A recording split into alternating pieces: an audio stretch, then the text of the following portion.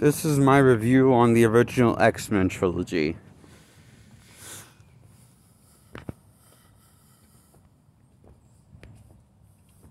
First installment is a 5 out of 10, solid. Nothing more, nothing less. And the same goes for the last two, for X-Men United, also known as X-Men 2 United, also known as X-Men 2, X-Men United, also known as tons of things. And X-Men 3 is called X-Men 3 The Last Stand, also known as now X-Men The Last Stand. Or some just called it even back then The Last Stand. Beats me. Some you can call it just X3.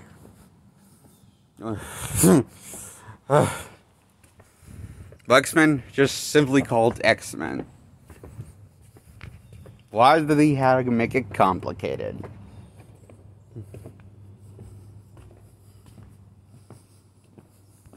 What's the title? I don't know. And, okay, the best part about this movie is Mystique, because she's barely wearing anything and pretty much naked. Sure, you can't see her her nipples, but she's naked and blue. But that's good with me. Is it different from her comic book counterpart? Yeah, she's supposed to have white clothing, tackling it, but this is a more realistic take on the X-Men. Therefore, we have to make them look more dumber than he originally dressed, even. No matter what we feel, or how little they dress. Like going in a Beardsley suit, for example, is naked. And that's what Mystique is, and I don't think she was aware that she was naked. It's like, she probably thinks that's normal.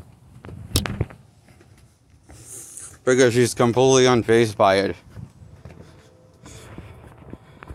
It's, you know, she actually kind of like Adam and Eve did before they eat the apple, and then they realized that, before they realized that they were naked. Funny shit. Like that is what if Mystique is like just casually walking around naked for a few action things and kicks Wolverine's ass. Wolverine stabs her in the third act, and she gets off fine. Comes back in the next two sequels, but gets tossed aside once she gets depowered, and she reds out Magneto then, because Magneto refused to help her and take her with them, because they're no longer same kind now. Because she knows human after sacrificing herself to the bowl that turns mutants into humans again. Reverses the process of human evolution, basically.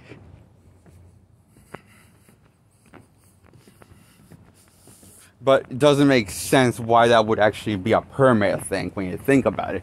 Because think about it, if the DNA is literally an next step in human evolution, they really could be just more likely temporarily than permanent. So, which my guess was right on once I saw Magneto moving his chest piece that was made out of metal. Once he supposedly lost his powers after he got shot and turned human. He saw him getting his powers back and starting to move the chest piece with his powers and sense the metal. So, it ends on that note, and we and Charles Xavier, after he got killed off by Jean, who became the Phoenix.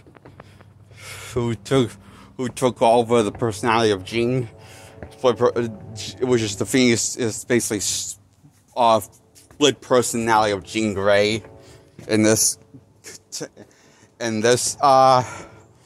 timeline, a completely different thing than what the Phoenix is pretty much in post-looking and acts and is than versus the comics or what was in the cartoons from the 90s. So you gotta take what this comic book knows for what people know was great, and saw how much they know.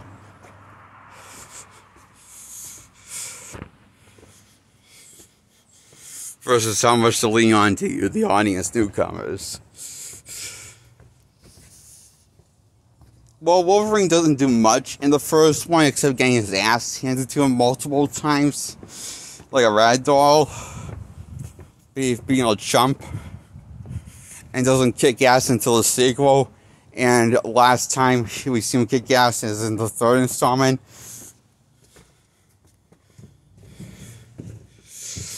And was in the main trilogy. And we don't see him take that much ass and in this that we see in the first two sequels of the X-Men movies until Logan comes out. So for a while you only had these two X-Men of Wolverine actually being active and competent as a hero. Whereas the first one didn't give you that. And I say it because the movie, I only bring this up because Wolverine is the main character of the first of the X-Men trilogy. Instead of being a team-focused narrative, it is narrative focused on an individual, which is the opposite of a team-up or any team. So very different from the idea of the concept of in the comics. This is a big screen, you know? It's so... He sucks a lot. Hugh Jackman can a lot of times in the first one. So, so that's why the original X-Men trilogy gets a 5 out of 10. Goodbye and subscribe to my channel, please.